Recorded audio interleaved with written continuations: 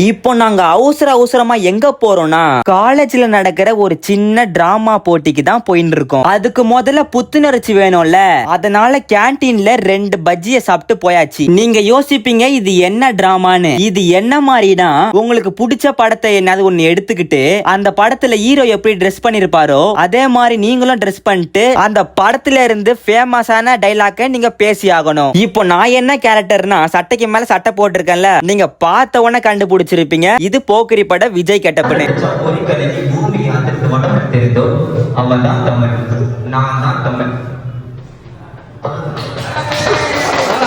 இப்போ என் நண்பன் நடிப்பை பார்க்க போறீங்க. அப்புறம் என்னோட நண்பர் காஞ்சனா கேரக்டரை பண்ணி மஜா பண்ணிட்டாரு.